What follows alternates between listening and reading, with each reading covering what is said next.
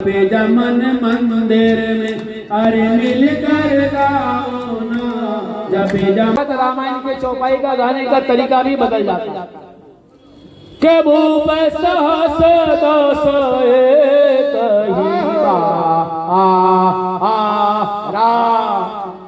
लगे उठावन टरहीन तारा।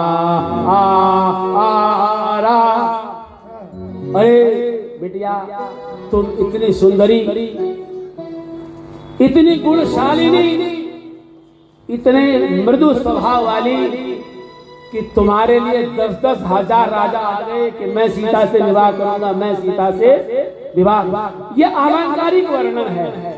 एक धनुष को 10,000 राजा नहीं छू सकते। और मान लीजिए सारे मिलकर के तोड़ देते तो सीता जी क्या 10,000 के गले में माला डालती? तो फिर क्या होता? ये अलंकारिक वर्णन है करने का कि दुनिया भर के राजकुमार राजा सीता से विवाह करने की इच्छा रखते थे। रावण भी आ गया था, पर नहीं, विधाता को तो कुछ और मंजूर था। हिला नहीं पाए। वो ऐसा धनुष नहीं था कि बांस को मोड़ दिया, रस्सी टांग दी।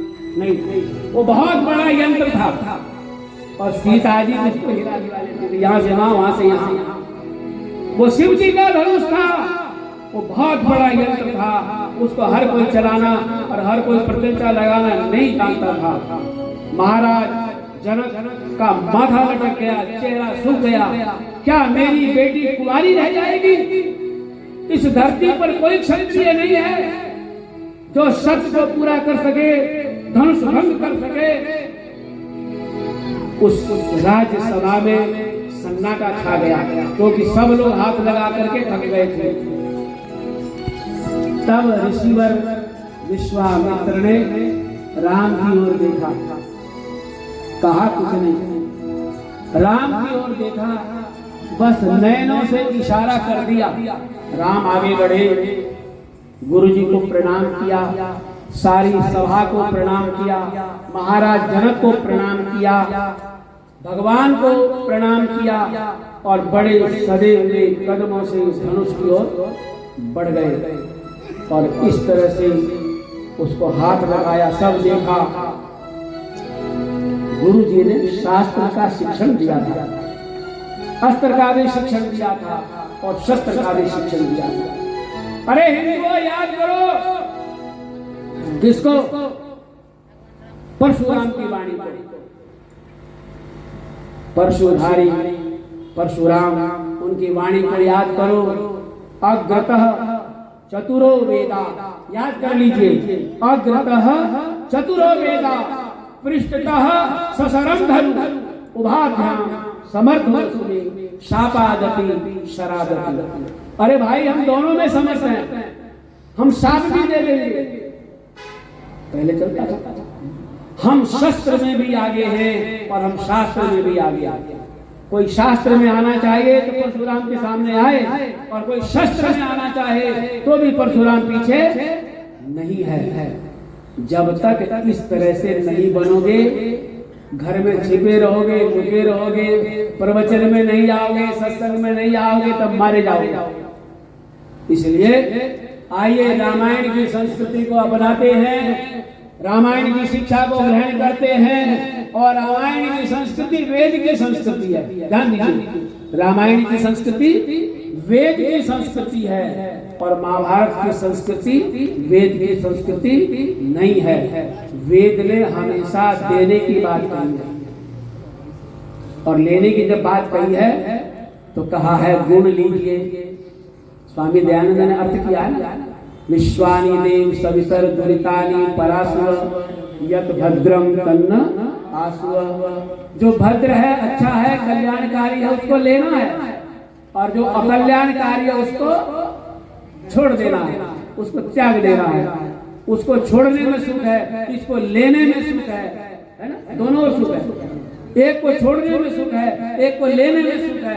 तो ले करके भी सुख ले लीजिए और छोड़ करके भी सुख प्राप्त कर लीजिए। तो कह रही है, करो जरा सा, कि सुन मेरी रानी, कि सुन मेरी रानी आँख में पानी भर लाई मेरे लाल क्यों नैन लजीले मत कर गीले कुछ तो होश समा तो सुन मेरी रानी पानी भर लाई मेरे लाल क्यों नैन लजीले मत कर गीले कुछ तो होश समा तो सुन मेरी रानी।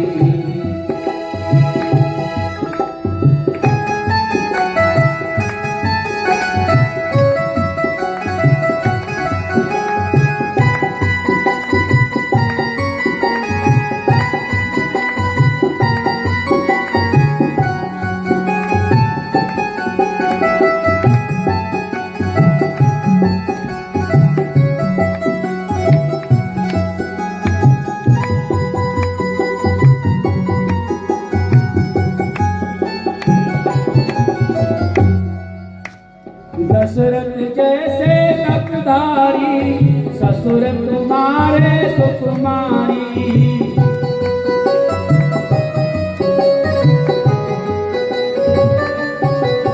ओ दशरथ जैसे तकदारी ससुर तुम्हारे सुकुमारी।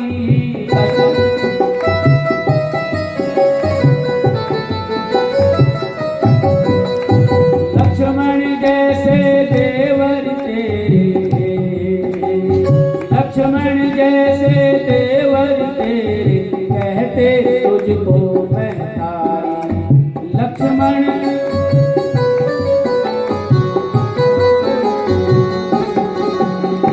भरत शत्रुघ्न दोनों का ही भरत शत्रुघ्न दोनों का ही जाने सारा हाल तू सुन मेरे राम आँख में पानी भर लाई मेरे लाल क्यों नैन लजीले मत कर गीले कुछ तो होश संभाल सुन मेरी रानी सुन मेरी रानी।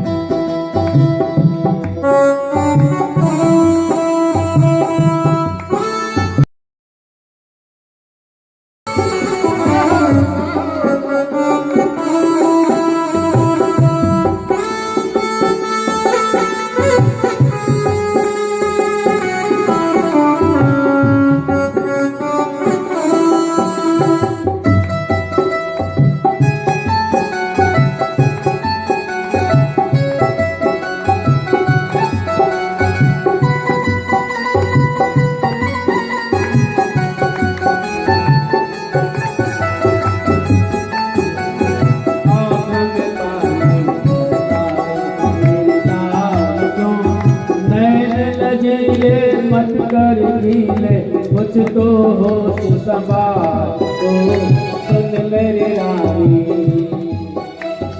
योगिनी जिसकी माता हो पिता शास्त्र का ज्ञाता हो, योगिनी जिसकी माता हो पिता शास्त्र का ज्ञाता हो, योगिनी जिसकी माता हो पिता शास्त्र का योगिनी जिसकी माता हो पिता शास्त्र का ज्ञाता हो, योगिनी जिसकी माता हो पिता शास्त्र का ज्ञाता हो।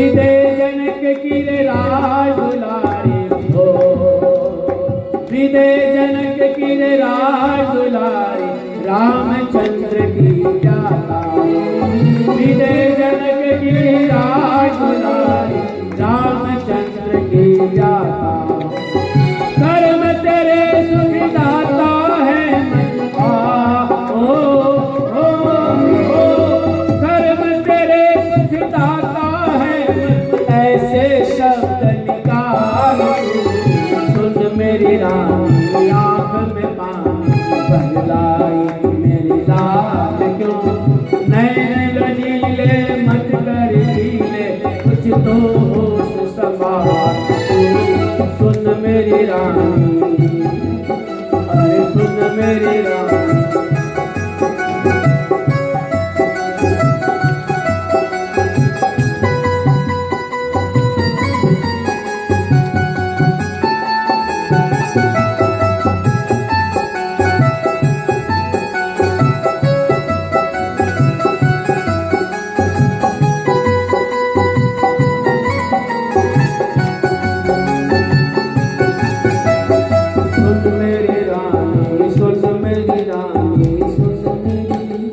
मेरी